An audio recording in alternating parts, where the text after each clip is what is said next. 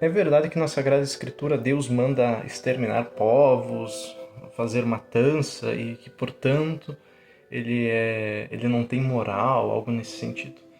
Bem, eu já vi muitos ateus convictos e pessoas alheias à fé cristã utilizarem esse argumento.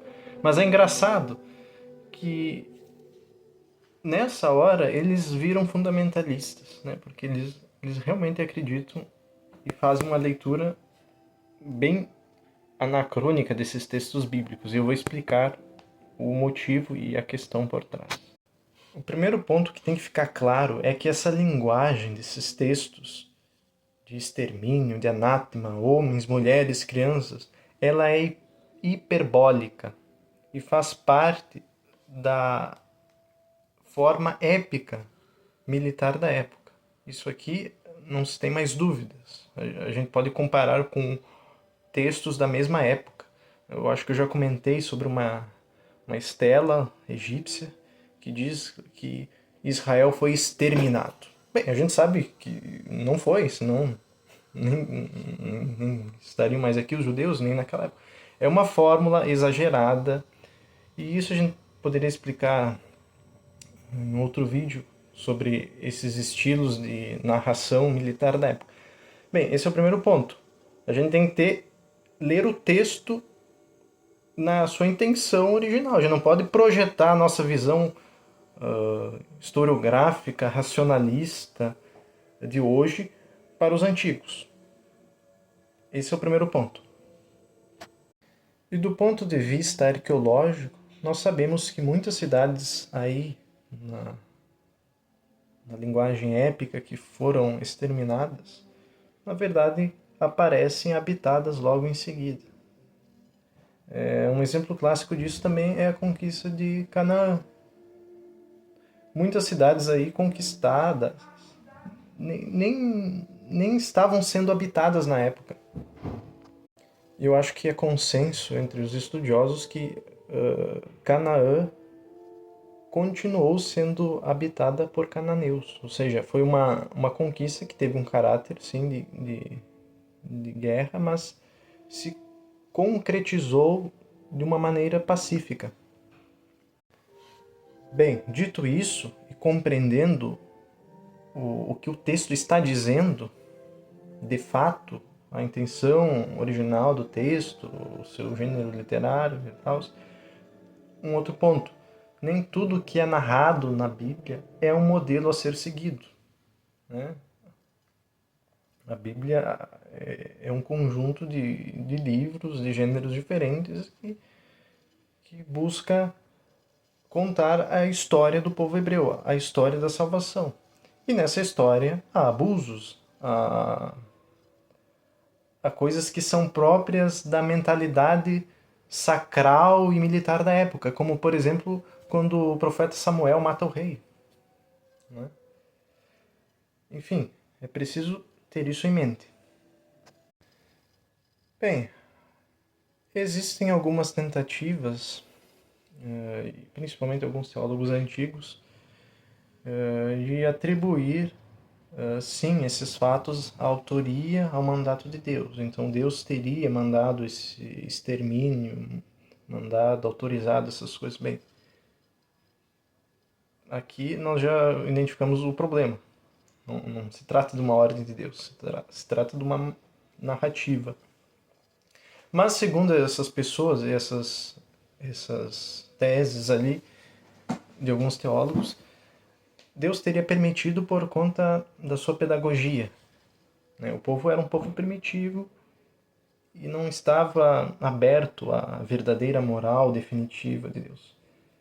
Problema: essa tese torna Deus um maquiavélico. Os fins justificam o meio. E muita gente não nota, mas isso é praticamente uma blasfêmia. É como se para Deus os fins justificavam os meios, justificassem os meios. Então essa tese não procede de forma alguma. Mas aí virão os tomistas dizendo que Deus não está sujeito a um sistema moral porque ele não é um agente humano, correto? A questão é que Deus não pode agir contra a sua própria natureza, que é ontologicamente boa, perfeita, santa. Um outro ponto. Existe, e São Tomás faz isso muito bem, ele faz a distinção entre vontade positiva e a vontade permissiva. O que é a vontade permissiva?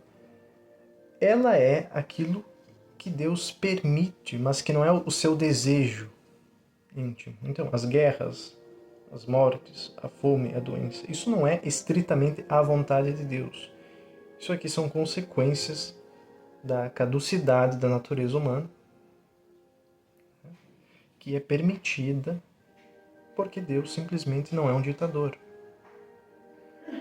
Um Deus que não permitisse a liberdade na sua forma mais radical e plena, ele não seria um Deus, ele seria um tirano.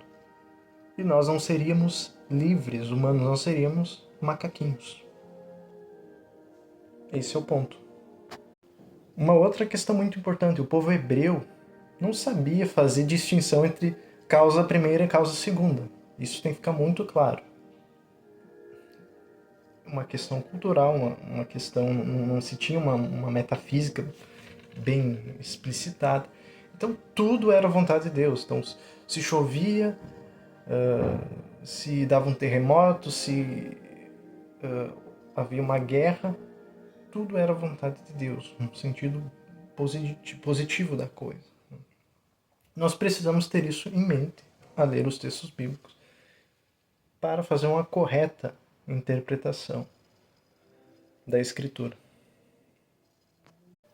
Então, resumindo e respondendo à questão, Deus manda exterminar os povos, matar as criancinhas, as mulheres? Bem, existe a questão aqui da hipérbole e do gênero épico militar. Eu não estou dizendo aqui, isso aqui uma pessoa séria vai dizer, que não houve uma revelação da parte de Deus quanto à conquista desses povos. Porque isso não aconteceu simplesmente do nada. E o povo hebreu não é um povo,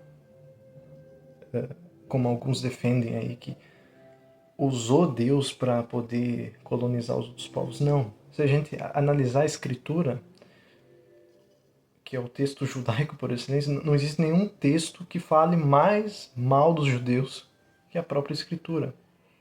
Isso aqui o Sacred Diz fala bastante, ele que é bastante crítico, até demais para mim, né? Mas ele comenta isso.